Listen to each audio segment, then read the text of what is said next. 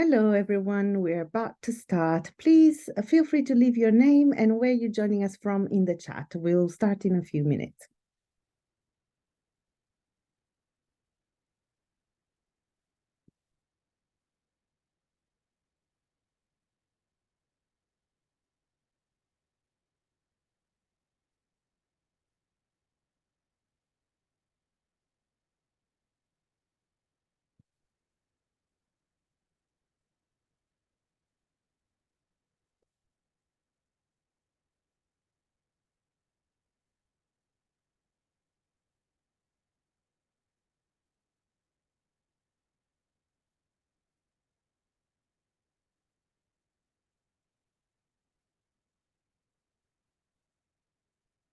Hello, everyone. Thank you for joining us today. We'll start in a couple of minutes. Please feel free to leave your name and when you join us from in the chat. Thank you.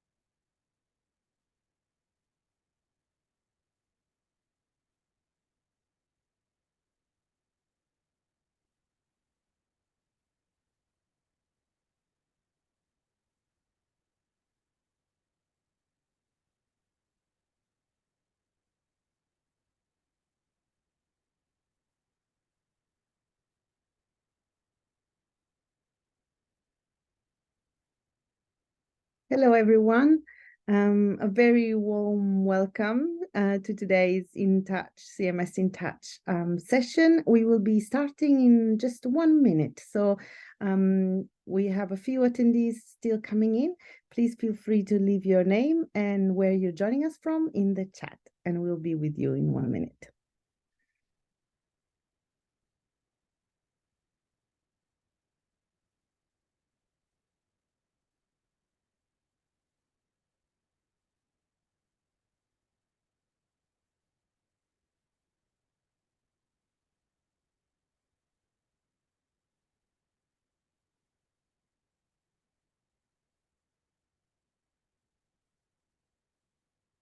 Hello again, and a very warm welcome to those of you who have just joined today's CMS In Touch session. Today is a real treat. I'm very excited to be hosting this session on behalf of CMS In Touch. My name is Ilaria Boncori, and I am really pleased to introduce our CMS In Touch series and today's event very shortly. So just to let you know, again, if you've just joined us, please leave your name and where you're joining us from in the chat. Today's session will be 1 hour long, and we are recording this session like all other CMS In Touch events. We will be posting our recording on our YouTube channel. So if you want to view this again, or if you want to view past events, please feel free to do so on our YouTube channel. And if you don't want to miss any of our events, you can subscribe to our LinkedIn, Twitter or X social media channels to stay up to date with our events, and also on Eventbrite. You will know probably that there was a previous event linked to this special issue and to this beautiful book that our special issue editors have curated. And so today is a natural extension from one of our previous hot off the press seminars. So CMS In Touch brings a range of seminars to you, from newly published books to special issues to more in-depth journal conversations or topics that are of interest in our community. And it's sponsored by the journal organization and the Academy of Management CMS division. So without further ado, I would love to introduce our panelists today. You can see here on the screen that we're joined by Alex, Nadia, Olivier, and Sarah. Unfortunately, Katerina couldn't be with us, but I am absolutely delighted to be able to facilitate this conversation on learning to do careers differently, challenges, tensions, and possibilities. So who is joining us first from our panelists? I would like them to introduce today's session, and then I know they'll be introducing themselves further down the line. Perfect. Thanks very much, Ilaria, for the lovely introduction. I believe it's me starting off, so thanks very much. I'm just going to share my slides. Sorry, our slides, but I'm starting, so let me just do that. Alex, while you do that, may I just remind colleagues that we have a chat function, but we also have a Q&A function. So there will be a Q&A session at the end of the presentation. So please feel free to add your questions to the Q&A function, and then our panelists will address those at the end. Thank you. Wonderful. Thanks very much. Okay, so yes, thanks very much, CMS in Touch, for having us, and Ilaria for the wonderful introduction. And it's really great to see people joining today from so many parts of the world, and seeing some familiar faces, and or not faces, we can't see unfortunately, but names, and some new names as well that we're looking forward to getting to know. So yes, absolutely delighted to be able to talk to you about our special issue call. We only have part of the editorial team with us today, and we'll tell you a bit more about later, because some of us couldn't be here. But hopefully, you know, we can tell you more about what we are planning. Okay, so we've got just a simple agenda today. It's mainly an information session that we are running today. We're hoping to do another event in the spring where we can engage more with more developed ideas from potential authors, but today is really just mainly for us to share what we're hoping and planning for this special issue, and then to hear from you any questions or ideas in very early sort of stage of development, because we still have a long time to the submission deadline and at this point in time. So we'll talk a little bit about the journal Management Learning, because it's a special issue for management learning, and therefore, you know, it's important to understand the ethos of the journal, the remit, and the submission practicalities as well. Then we'll talk specifically about our special issue, then about practicalities. Again, it's to do with the management learning setup. And finally, we'll open for the discussion for the Q&A. And feel free to pop any questions that you have forming in the Q&A function whilst we're talking, and we'll come to them in the discussion bit. Okay, so a little bit about management learning as the journal. So you can see here the full name of the journal is Management Learning, the Journal for Critical Reflexive Scholarship on Organization and Learning. So several really key points to pick up from that subtitle. You know, the word critical, obviously that fits very well with CMS in Touch ethos. So it's a critical journal. Reflexive is another important word. So it's about reflexivity, which is also very much part of CMS. And specific focus on organizations and learning. So one of the first things you'll note, if you're not familiar with the journal, that Management Learning is not just a teaching and learning journal. It's about broader things than that. And I'll tell you more about it shortly. So we thought we'd show you the photos of the editors-in-chief of the journal, so Martina and Ash, just to show you that they're real people. They know how to smile, you know, they're not too scary.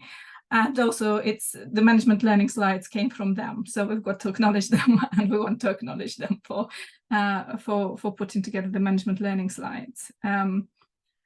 And more about the journal. So it's one of the interesting things about it. It's one of the oldest critical journals probably in the field.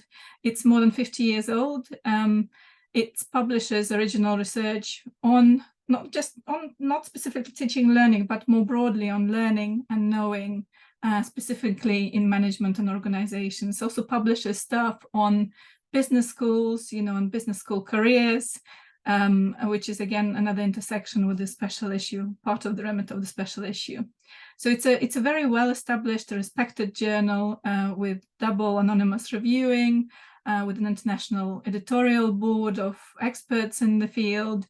And it's also importantly a journal that is very supportive of PhD students, early career scholars, and researchers from the global South.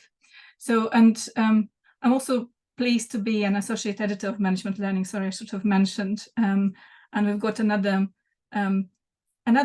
guest editor in the special issue who just completed her term as an associate editor, who's Sarah Robinson. She'll talk to you later. So we are very familiar with the ethos of the journal and this sort of work to support early career academics and those from non-Western locations and other parts of the world.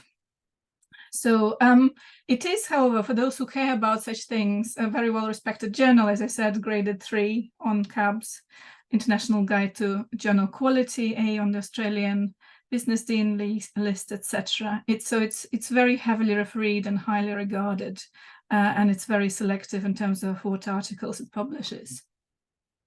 Okay, so coming back to this aim and scope and this broad scope, it's not just teaching and learning journal. So critique is very important. There is this focus on knowledge, knowing and learning, specifically in management organizations. It's often publishes stuff that departs sort of from convention. So articles that are thought-provoking, written differently, and take a more processual, provisional, contested views of knowledge and learning. The emphasis on opening up existing way of thinking. So again, something that fits with critical management studies very well. And it's about this also promoting these new perspectives and understandings. Again, reflexivity comes in here. So we also think about new ways of thinking about ourselves and how we learn and what we don't learn, etc. What we know, what we don't know, and questioning what methods we use, etc. Okay, some key statistics. I think the key one from 2022 is the acceptance rate there in the corner. You'll notice it's quite low at 13%, which of course the flip side of that is the non-acceptance rate that is quite high. So just bear it in mind that it's a very selective journal. It can differ for special issues specifically depending on how many submissions there are, but it is, don't get disheartened if you try and are not successful on this occasion, because it has happened to all of us more than once, and it doesn't mean that your work is not suitable to the journal or you shouldn't try again.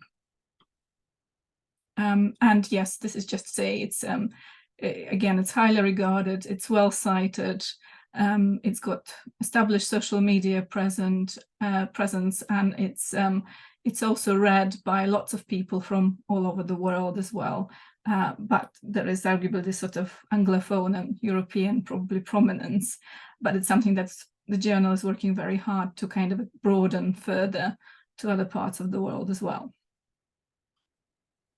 Okay, so that was about the journal, and now the special issue that fits into this journal. As I said, the focus is on careers, on learning to do careers differently. Again, the differently aspect is the one that fits with the management ethos of, opening up new possibilities, departing from convention, and looking for this sort of like tensions, critiques, possibilities, alternative possibilities of doing things. It also fits into, as Laria said, into sort of the broader doing things differently movement that many of us are part of.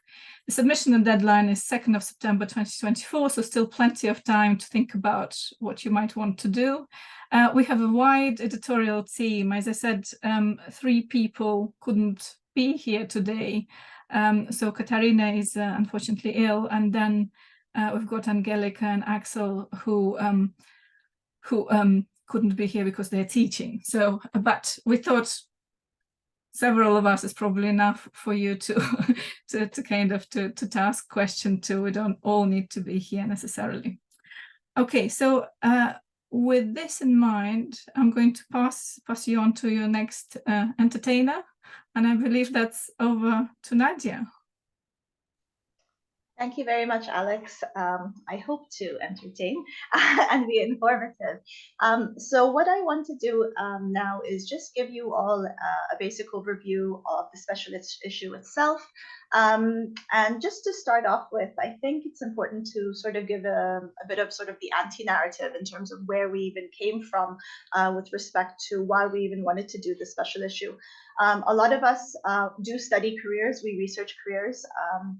But in addition to that, I think we can all agree that just the current notion of what a career is becoming more and more problematic, whether it's the way in which we ourselves enact a career, whether it's the way in perhaps in what the research is currently telling us, and maybe even in so far as how actually we learn about careers. And we even had a conversation with respect to the way that we learn and are socialized into careers, even from the school stage. And actually, to be fair, as educators ourselves in higher education, how are we promoting certain career scripts in education? So that's sort of the anti-narrative in terms of where we came from with it. And what we can all agree on is this idea that not only is careers becoming increasingly normative, the notion of a linear career or a career that moves up the hierarchy. And with that being said, at the same time is the sense of what are those expectations, the hyper-performativity associated with careers where we really are constantly trying to keep up, trying to ensure that, you know, we meet certain markers or certain markers that we of achievement that perhaps certain career scripts have deemed as saying, you know, this makes a quote unquote successful career. And research actually shows that because of that, there's a lot of negative implication, whether it's on our well-being, on our work-life balance. And yes, perhaps on one hand, we could have positive career outcomes, however we want to define them, but at the same time, what is that actually doing with respect to our work and the meaningfulness associated with our work? Next slide, please, Alex.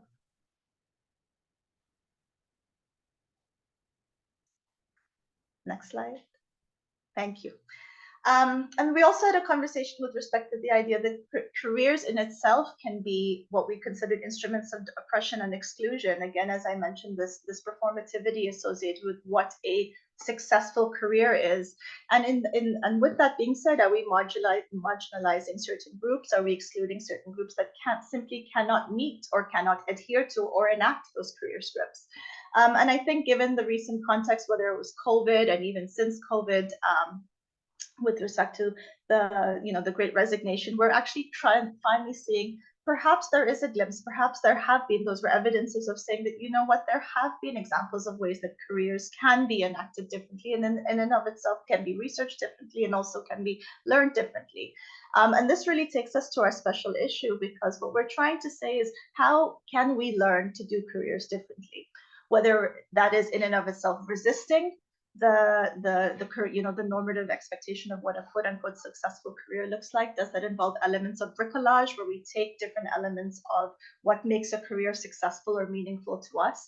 Can we move away from the notion of career success to be something that's beyond moving up in organizations' hierarchy? And can it be something that perhaps is something a bit more inclusive and a bit more broader in scope, in terms of how we even think about and in turn how we enact a career? And I think there's also a pause, and talking back to Alex's point about being reflexive, the sense of our role in being, somewhat, are we victims to this, or are we actually complicit in these notions of career success and the performativity associated with it? Next slide, Alex. So, given all of that as an overview, really our aim, and I touched upon some of these themes and I will read it, is to really develop what we consider a critical, empowering, inclusive, and creative approaches to career research, learning, and development. And like I said, this, because of the, as Alex mentioned, the nature of this journal, we're looking at the way in which we, as I said, learn about careers, the way in which we enact careers, and in terms of how that has implications on management, learning, and education as well. Next slide. So these are some questions, some themes that we have suggested, just to give you guys a way, to get the ball rolling with some ideas. So again, I spoke about this notion of how can we think about the way in which we ourselves have been socialized and learned in terms of what a good career is. And again, as I said, could that be that we ourselves are complicit in this performativity of careers, and maybe that requires being critical and reflexive of our own career practices, and are we contributing to that? There's another theme that we thought about with respect to this notion of collective learning. And again, this idea of perhaps we can think about ways that we collectively can come up with alternative career trajectories beyond the organizational walls, beyond the hierarchical walls. And again, thinking about what political modalities are at play when we are learning. Again, are we seeing, does it involve an element of resistance? What does that resistance look like if we are engaging in quote unquote alternative career paths? And again, as I said before, I think this could be pause for us to think about. We are, if you are working in academia or you are working in the higher education industry, to what extent are we complicit in perpetuating these certain career scripts, these certain career narratives? And can we also, in terms of our own teaching, in terms of our students, and say, maybe we can think about different ways that we could enact a career. And then also, I think, and I saw a question really quickly in the box, but that's exactly it. I think this idea that a lot of what we know about careers has been developed predominantly through a Eurocentric lens. Are there ways that we could think about and learn through careers in non-Western contexts, perhaps from the global South, and ways and lessons that we could learn in terms of how a successful career can look like through a post-colonial lens as well. Next slide.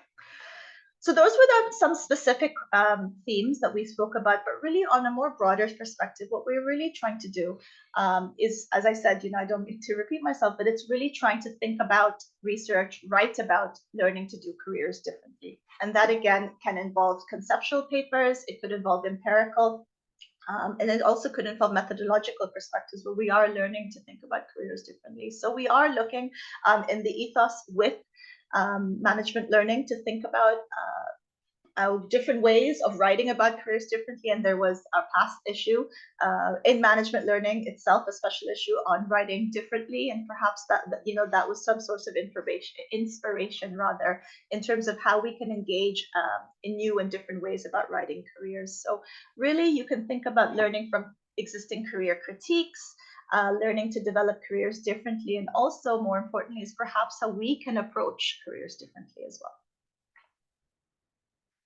So with that, good segue, I'm going to pass you on. Oh, before I do actually pass you on, I was just wondering if any of my co-authors, co-guest editors rather, wanted to add to anything I may have said.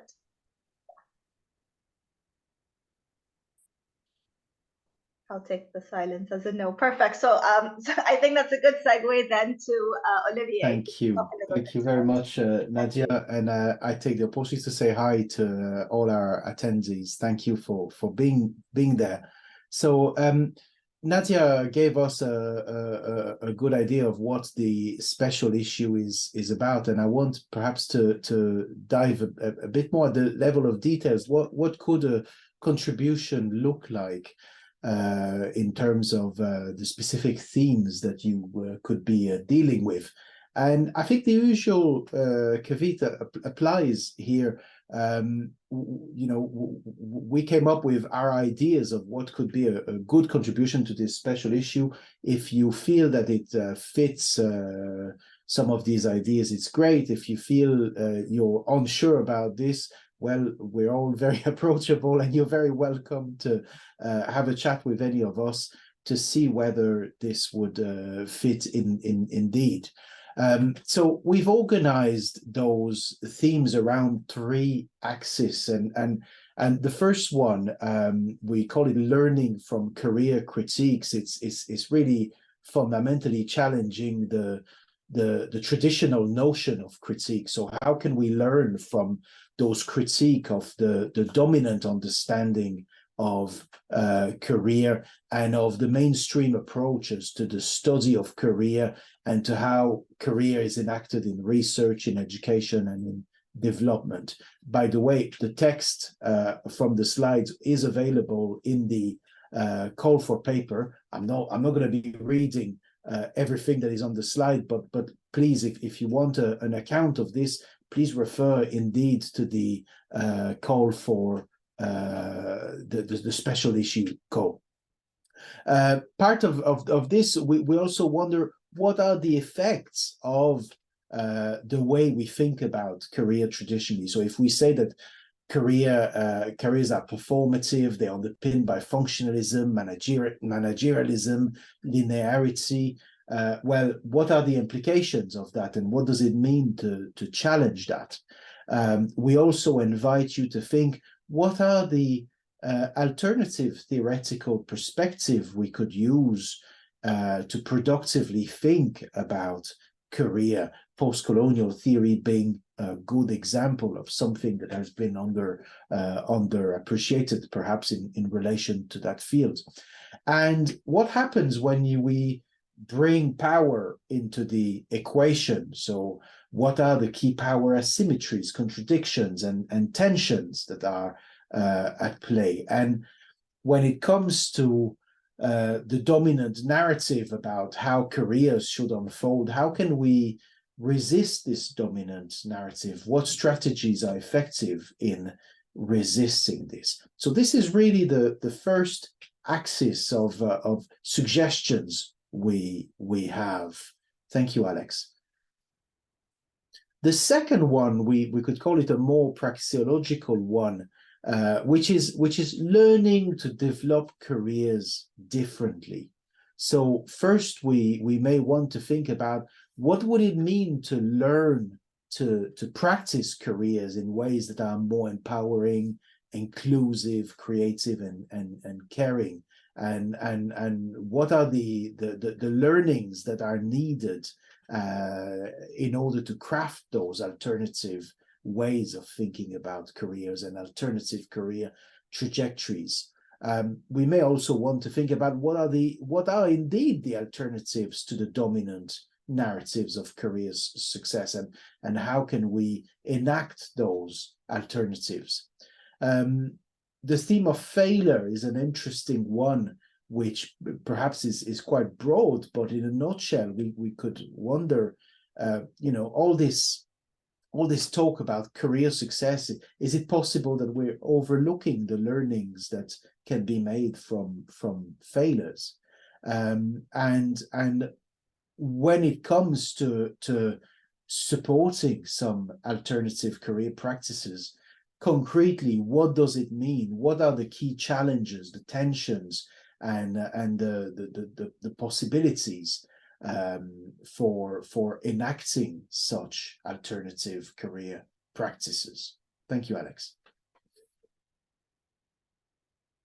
And the third axis, we could call it perhaps a more philosophical one or methodological one. It's about learning to approach careers differently. So if we are to embrace this idea that we need new ways of thinking about careers, well, what are the concepts we need? What are the educational approaches and pedagogy we need to draw on? What are perhaps the new research methodologies we need to use in order to research careers? So this is quite a broad theme, but basically, what is the apparatus we need philosophically or methodologically in order to research and to teach careers differently? And we're linking this also to an important theme that has been featured in a previous special issue in management learning, which is how can writing differently help us thinking about careers in new ways? I just want to check with my co-panelist if there's anyone who would like to add anything to this.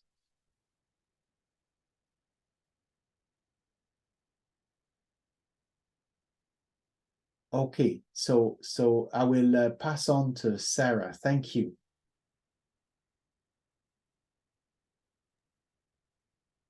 Okay, thank you very much, Olivier.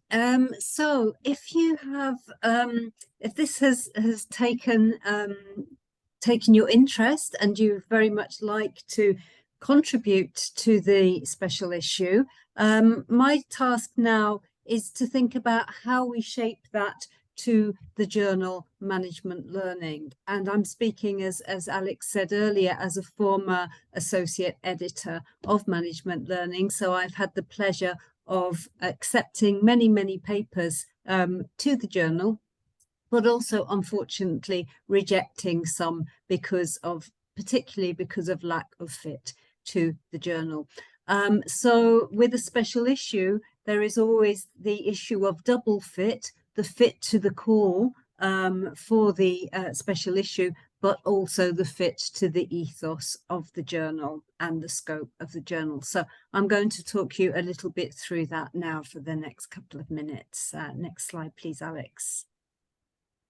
Okay, so here is very much a checklist of what you really need to be thinking about in order to fit the journal and to successfully publish in the journal. So the first question is, how have you positioned your work? Have you positioned it conceptually? So what concepts are you using? Are those clear? Are you explaining what makes the paper original, why you're using the concepts you are, why you might be bringing certain concepts together? And often that has to do with joining the conversations in the journal itself. So are you contributing to debates using certain concepts that already exist within the journal? Are you extending through perhaps empirical or conceptual work the understanding of these concepts that have already been started to be debated and critiqued within the journal? So this kind of brings me on to my next point, which is about situating your paper within the journal. Have you situated it, or situating your paper within the existing literature per se? So how do you show a good range of understanding of the concepts and the ideas that you're working with, but also are you joining the conversations within the journal, within management learning? Is your paper empirical or theoretical? Both are fine. We welcome both conceptual and empirical papers. However, it's very important to state this at the start, what your paper is and what its research problem or research question is, what you're actually trying to find out, how you're trying to advance knowledge. Okay, so how do you position your work methodologically? Again, the work can be positioned in many different ways methodologically. We welcome both qualitative and quantitative, and in some cases, mixed methods work. We like contributions that are conceptual or empirical, but also, as was already mentioned, methodological, maybe papers that make a special methodological contribution. With any paper, there does need to be a contribution to theory. How is theory being advanced? Okay.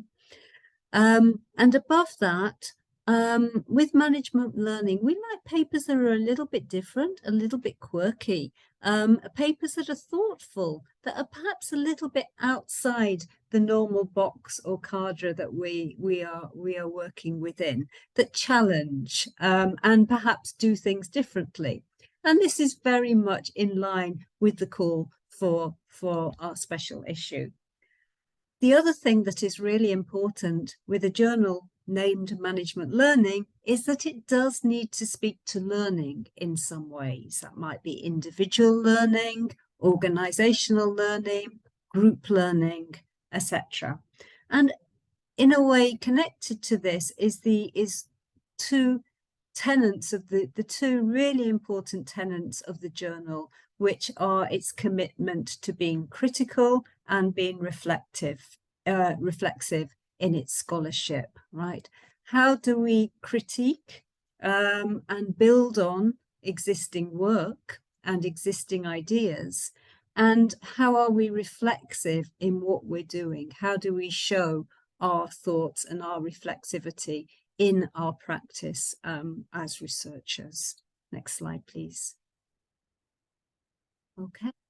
And coming back to the kind of quirkiness here, just to add a little bit more, is that we really like papers that show some excitement, show something, show a kind of commitment to what you're doing, not just kind of ticking boxes and going through a very standard format for a paper, but trying to engage the audience in some way so people can actually say, yeah, that is really interesting. That's something I want to read, actually. I want to read and I want to learn from.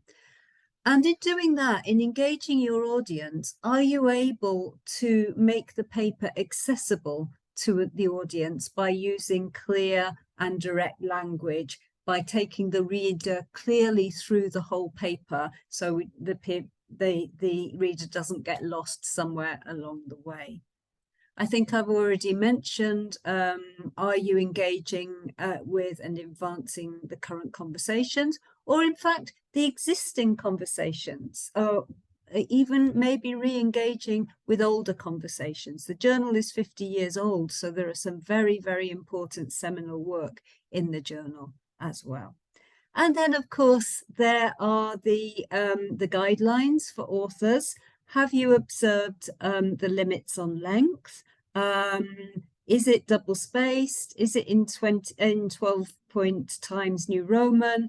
Have you included the abstract of the right length, the references, figures, tables, and so on? So very much a plea here to read the guidelines for authors in the journal, which you will find through the homepage of the journal. Have you removed all your author identifiers? Have you avoided any overlaps with your previous published work? So all journals are now using plagiarism software, so please do not fall into the trap of self-plagiarizing.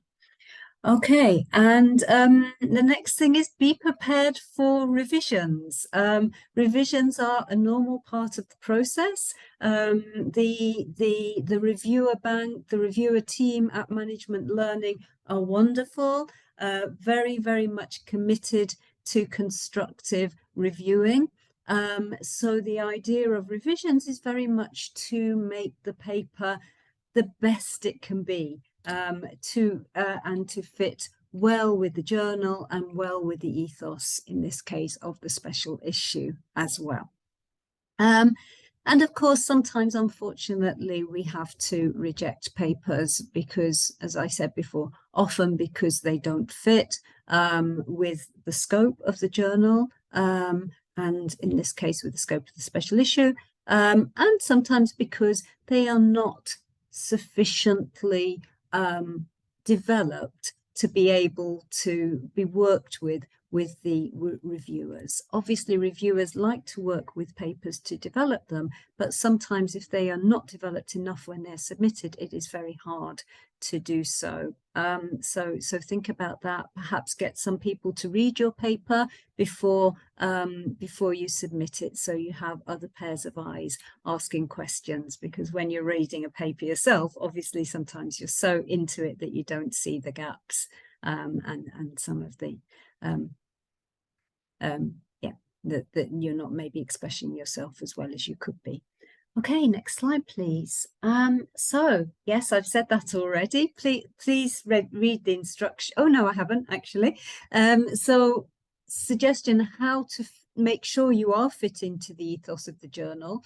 Read articles within the journal and also read the editorial introductions. They are really nice and really interesting. And they really, the editorial instructions over the years have really shown how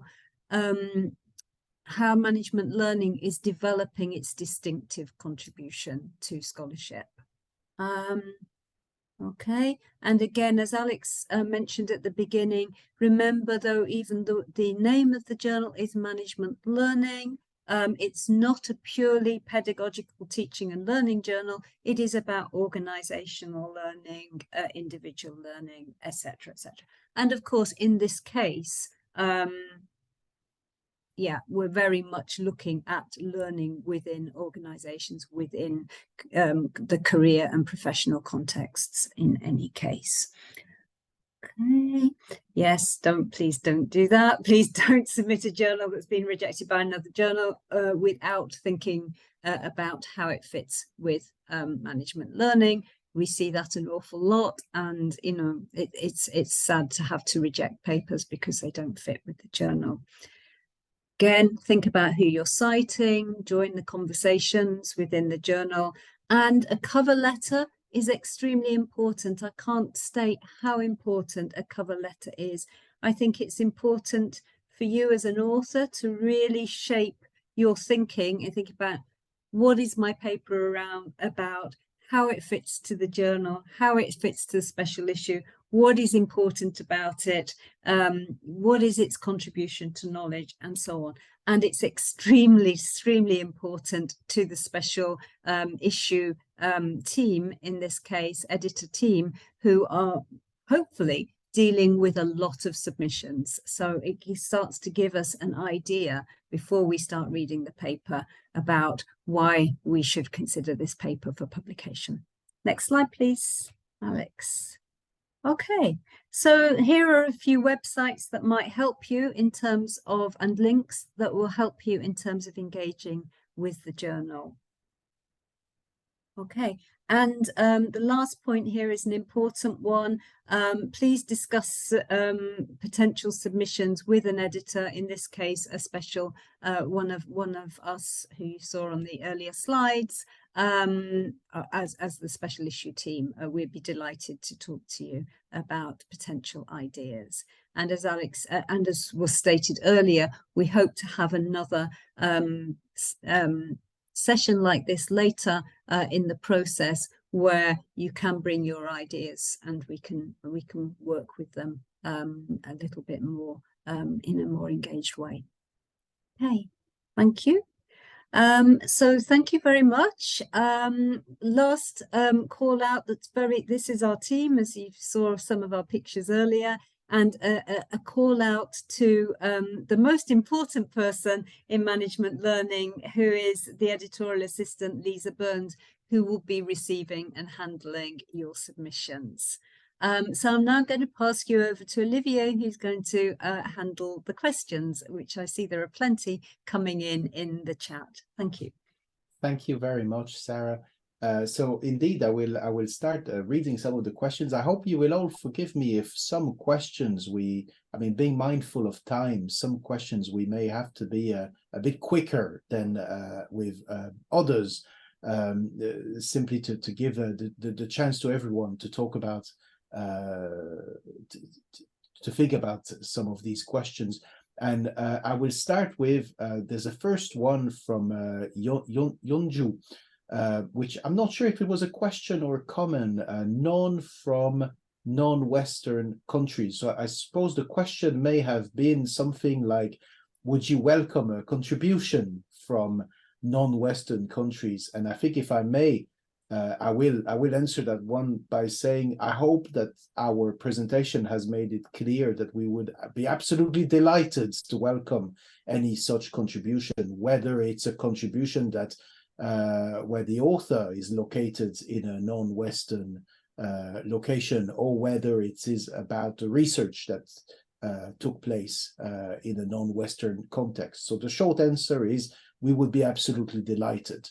Unless any of my co-panelists want to add on this, we could move on to the second question from Olga, who asked, how do you differentiate making Korea different to the notion of adaptation to a new situation, for example, following the war?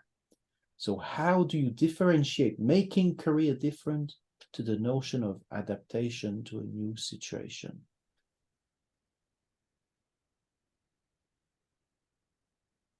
Perhaps Nadia looks like she would like to answer that one. Nadia, we will need your microphone to be on. Thank you. Thank you. And I will thank you, Olivia. I said I will attempt to, and Olga, thank you. I think it's such a important question, and also given what's happening right now, a really timely and important one. I will attempt to answer, but please, Olivia, Sarah, and Alex, do jump in if you have a different idea of what I'm about to say. I think to adapt is to adapt to something of a certain career script that we already have.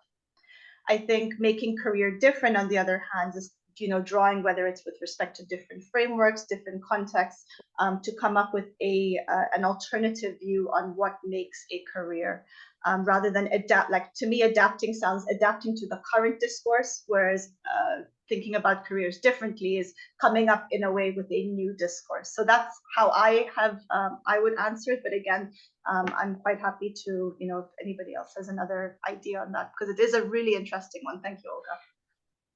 I think if I might just add an idea, if that's okay. I think this certainly, it would be really fascinating to have a paper that looked at learning to do careers differently after a war. I think that would be really timely as well. And Olga, knowing a bit about what you're thinking, I think that would be spot on. But I think what Nadia said is important. It's about sort of how almost like radical you make it. And I think it's probably, there is definitely scope for making it quite radical in that context. Yeah, how do people learn to do careers differently in context in which everything has changed, when there is violence, when there's huge geopolitical changes, etc. So I hope that helps. And I almost think even the idea of what is a career post-war almost sometimes could even be meaningless. Like, do we even, isn't there's bigger things to think about? So even that, to Alex's point about the radical, moving towards something a bit more radical with your ideas. Fantastic. So there's another question from Frédéric, which is, if we have approached our own career differently, would you be interested in an autoethnographic manuscript?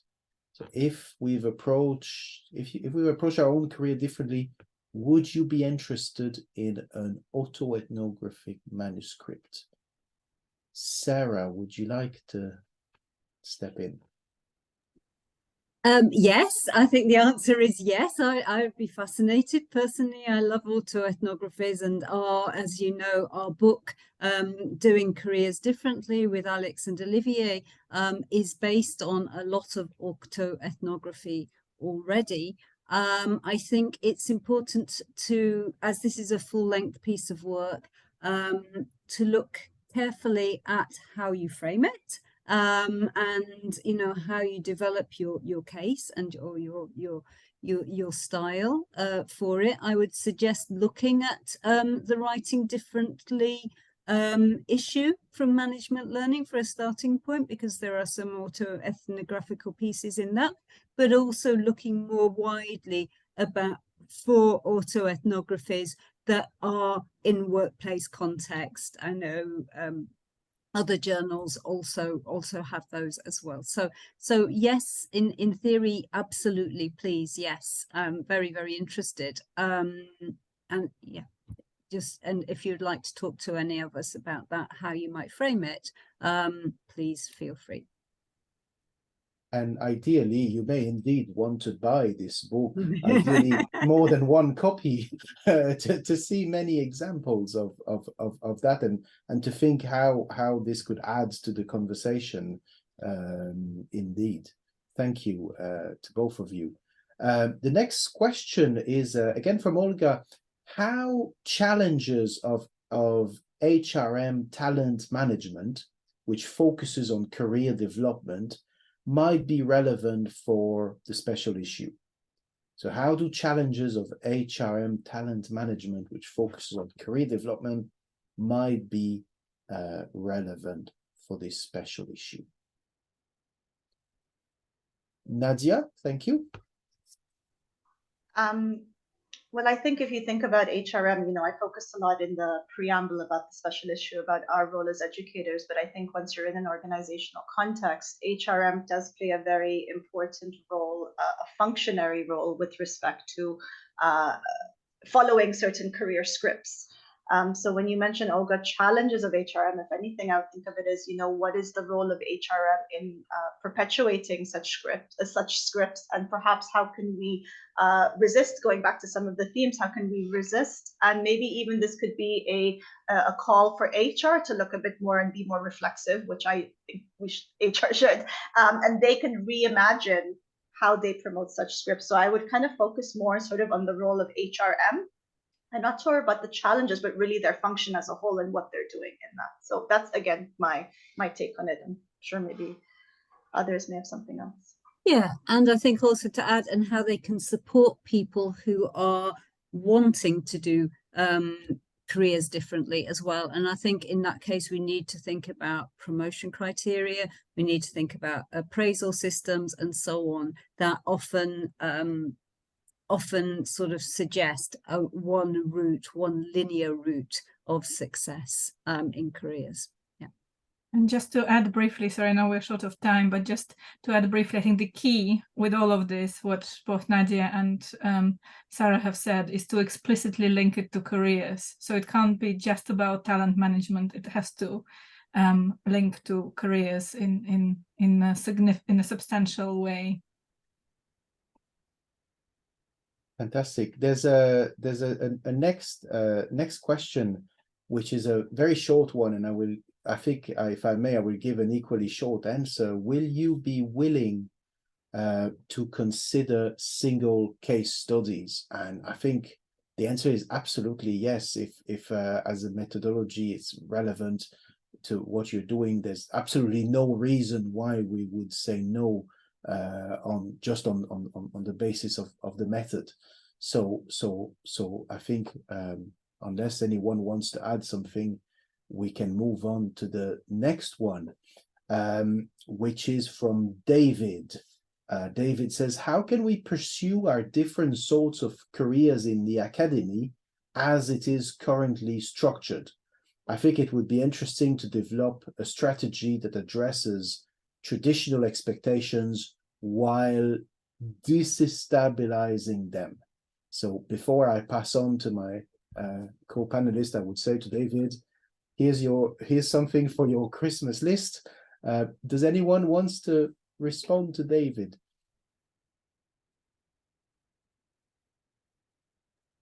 I think basically the answer is like, that would be a really interesting paper from me.